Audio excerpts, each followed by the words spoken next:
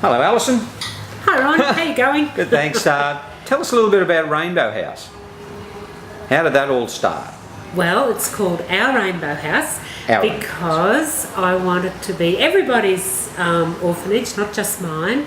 In 2002 I went over to Africa to help work at a school in Tanzania, and one of our boys was sponsoring a child in Zambia, and I thought, while I'm in Africa, I'll go down and meet Brendan's sponsored child. And when I got down there, Felix was living with 30,000 other people on 5 hectares in a very crowded compound, and about 10% of these people are orphans or vulnerable children, and there's no orphanage or anywhere to house these children. And some of the African mothers take these children in and look after them to the best of their ability, but of course they've got no funds or money or food or anything to give these children either, because they have a hard time just giving it to looking after their own children. So I decided that I'd come home and start some work and try to become affiliated with a group over there and try to raise some money to build our own orphanage. I came home back to Australia and decided to try to do something to help these children, but with everything else in our lives we all get so busy and settle back down into life at home again, and it was very difficult to do something from afar. So I went back in 2005 and worked in a private orphanage over there, belonging to an African lady called Emily, who has since passed away. It was wonderful to work with Emily and to work with those children. And then I went back to the compound in Lusaka at Chayinda to see how the children were going. And of course it had got worse. There was a lot more children orphaned from HIV/AIDS. So once again I came home really unsettled and kept thinking about the compound. So just 12 months ago I decided time was up, that I'd try to form a committee and a group of local people and a group of my friends from afar, and try to build some funds to structure an orphanage in this area.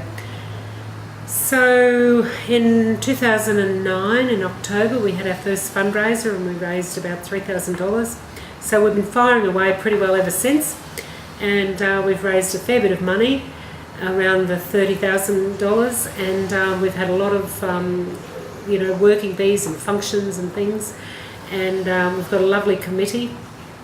And so now we're at the stages of looking at some land, and I've just returned from Africa, and we're looking at obtaining some land at very little cost from the government over there, and hopefully our project will get off the ground very shortly.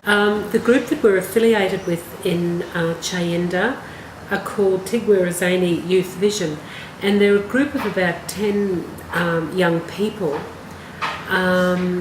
who also have, like us, they have a lot of members. I think they've got about 80 members in the district.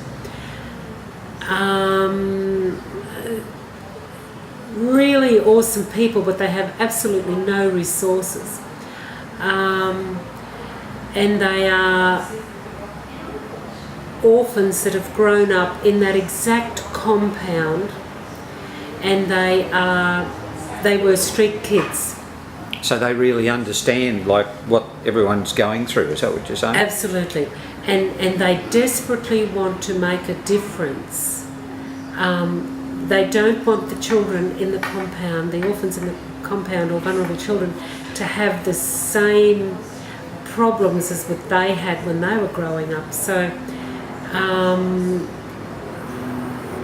I just think these people are awesome to do this with absolutely no resources.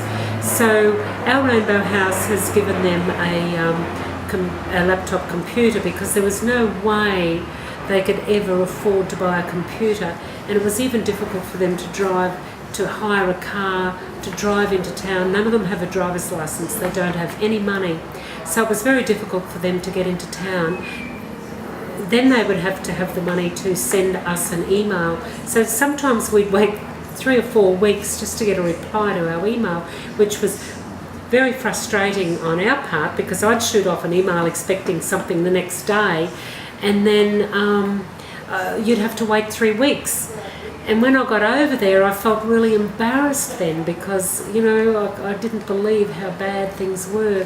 And we're also looking at buying them a motor vehicle, but they've all got to go and get a license first. We're looking at a little second-hand bus or something that they can get around in. So, because without these two things, without a laptop and without a vehicle, they've got no hope of running it. So, at the moment, they're looking at some land, about 30 acres for us. So we want enough to be able to build a little orphanage, volunteer quarters, a little manager's residence, and a little schoolroom, and maybe a clinic. Who knows? Down the way, I would like to do expansion, but we have to start off very small. And to be able to do this project, gosh, we need a lot of help, and we need a lot of skilled tradesmen, a lot of people who can volunteer their time to come over and help us get it going. That's the main thing. I've had so many offers of help to say, look, we'll help you, please put me on the list. And so I think once we can get hold of a bit more money and get some more members, I think we can really move mountains over there in Chayenda for these children, right? Thank you, Al.